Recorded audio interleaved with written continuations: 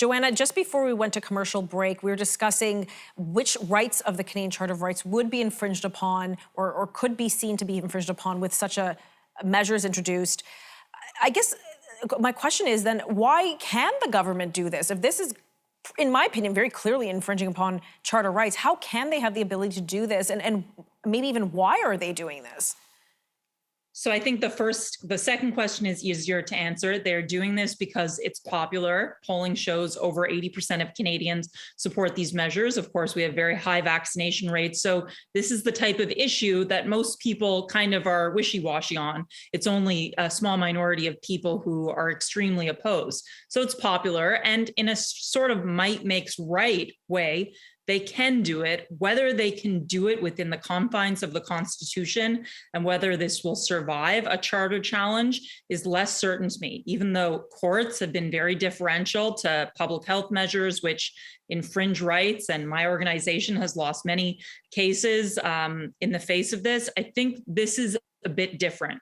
I think we can imagine, because courts will always look at individual circumstances. Mm-hmm. It's not just in the abstract. So for example, I was reading a story about a woman, a Canadian citizen, who was vaccinated abroad with the Sinopharm vaccine, which is not approved by Health Canada.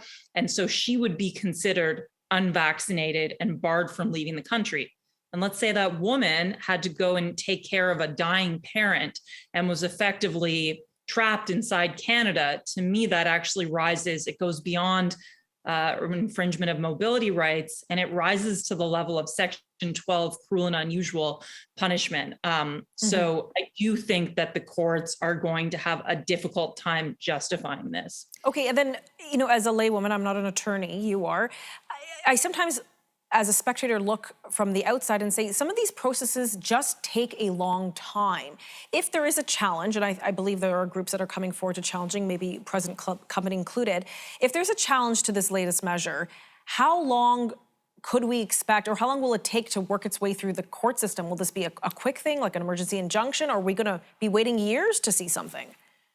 Well, I imagine, as you mentioned, the first step would be to seek an injunction, presumably with somebody with pressing reasons to leave the country. And then lawyers would press for it to be heard on an expedited basis. So I think that we could get a constitutional determination within 4 to 6 months, maybe less, but the courts are notoriously clogged.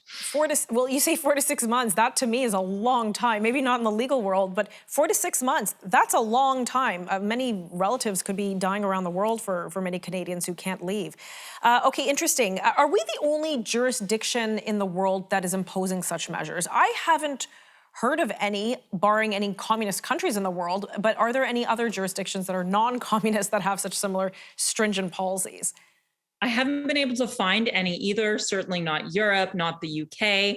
I get the sense that I would not be surprised at all if Australia did the same thing, given their general posture. But no, we certainly seem to be outliers so far. Okay, maybe not, and maybe not proudly so.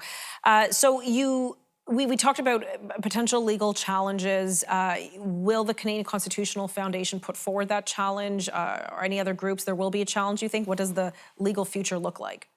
So we are currently looking for individual plaintiffs, and if anybody is watching this show and they would like to reach out to us, they can go to theccf.ca. But we will be looking for individuals who have extraordinarily compelling stories, either a medical reason that's not exempt or a very essential reason to leave the country, just because we know that that will be the ideal way to present the case before the courts. And one area of clarification, so Canadians with this measure, if they are enacted the way they have been announced, they will not be able to leave through the airport to leave the country. What about re-entering Canada? Can Canadians repatriate to Canada? So interestingly, it doesn't seem to affect inbound travel into Canada. It's only leaving the country. So that's a sort of wrinkle, but it just goes to what effectively the Canadian government is able to control. They can't control ports of entry of countries outside of Canada, but that seems clear. It seems boarding a flight or a train in Canada is subject to these rules, but not boarding a flight elsewhere. And correct me if I'm wrong, but don't Canadians always have the right to re-enter their country if they're abroad?